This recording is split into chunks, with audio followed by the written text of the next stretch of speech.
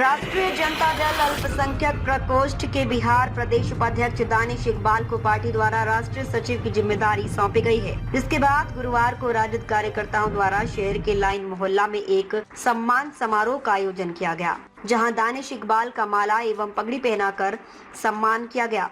वहीं कई युवाओं को पार्टी की सदस्यता भी दिलाई गई। इस मौके पर अल्पसंख्यक प्रकोष्ठ के जिलाध्यक्ष अबू फरहान ने कहा कि किशनगंज जिले के एक कार्यकर्ता को इतना बड़ा सम्मान मिलना हम सभी के लिए गर्व की बात है और इसके लिए लालू प्रसाद यादव और तेजस्वी यादव सहित तमाम नेताओं का आभार जताते हैं।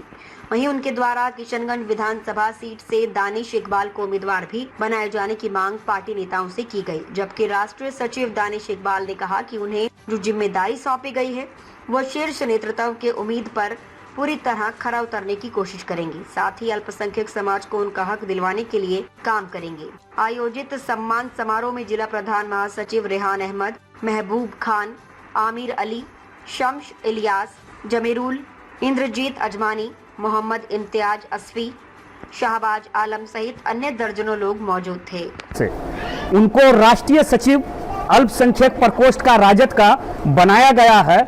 मैं चाहूंगा, मैं गुजारिश करूंगा आप लोग से कि पहले एक बार जोरदार ताली आप लोग उनके लिए बजाएं, हमारे दानिश इकबाल भाई के लिए। छोटी बात नहीं है कि किशनगंज 98 में राजद का गठन हुआ और तब से लेके आज तक ये किशनगंज की धरती पे पहला कोई ये 34-35 साल का नौजवान है जिसको राष्ट्रीय कमेटी में जगह मिली है। ये किशनगंज के लिए बहुत सौभाग्य की बात है। और मैं साथ साथ ये भी कहना चाहूंगा कि हमारे कोचाधामन विधायक जनाब इजार एसपी साहब को भी माइनॉरिटी सेल का राष्ट्रीय महासचिव बनाया गया है। मैं उनका भी इस्तकबाल करता हूं।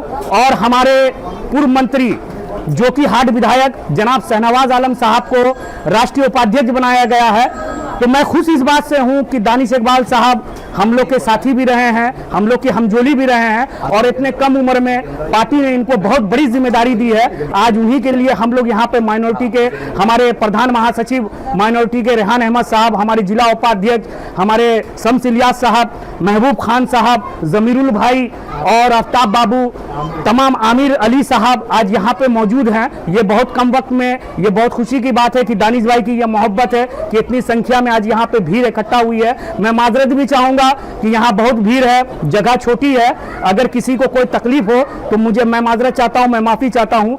और साथ साथ बहुत खुशी के साथ चुनाव का वक्त है, मैं बेखौफ होकर ये कहना चाहता हूं चैनल के माध्यम से आप तमाम पत्रकार बंधुओं के कि जनाब दानिश इकबाल साहब को जो जिम्मेदारी मिली है, मैं गठबंधन से जनाब दानिश इकबाल साहब के लिए मैं विधायक की टिकट के लिए मांग करता हूं अल्पसंख्यक प्रकोष्ठ के जानिब से। शुक्रिया। स्वागत करता हूं यहाँ।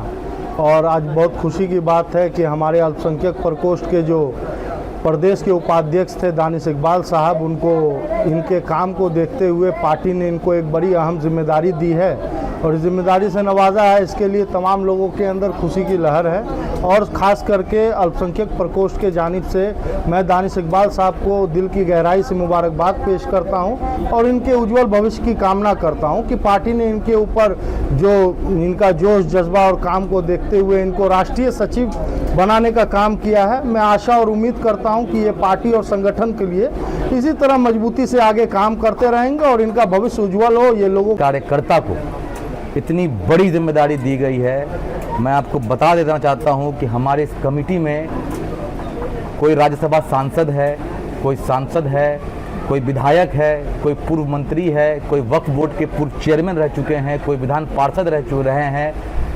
ऐसे लोगों के कमेटी में एक मुझ जैसे अदने से आदमी को इतनी बड़ी जिम्मेदारी मिली। मैं इस प्रेस कॉन्फ्रेंस के माध्यम से मैं कहता हूं कि मैं इस समय कुछ ज़्यादा ही भावुक हो रहा हूं कि मुझ जैसे कार्यकर्ता पे इतनी बड़ी उन्होंने जिम्मेदारी दी और भरोसा दिखाया है कि मैं आने वाले वक्त में इस पार्टी को इंशाअल्लाह ताला मेरे से जितना हो सकेगा, मेरा कतरा कतरा खून का इस पार्टी पे न्यौछावर करूंगा मैं और जहां तक हो सकेगा इस पार्टी के लिए 24 घंटा खड़ा रहूंगा मैं, आवाम के लिए खड़ा रहूंगा मैं, इन लोगों के लिए खड़ा रहूंगा जिनकी प्यार और मोहब्बत की वजह से, मेरे पार्टी के लोगों की वजह से, मेरे कमेटी की वजह से जो मैं आज यहाँ पे खड़ा हूँ, उन तमाम लोगों का सहयोग है इसमें जो मैं आज इस मुकाम पर आया हूँ। यहाँ पे मौजूद हैं उन आप लोग तमाम जितने भी लोग, उनसे भी एक मैसेज देने का काम मैं चाहूँगा करना कि अब माइनॉरिटी सेल के तहत जो है, ये जैसे हमारे जो नेता तेजस्वी यादव जी ने जो निकाला है कि अगर इंडिया गठबंधन की सरकार अगर आती है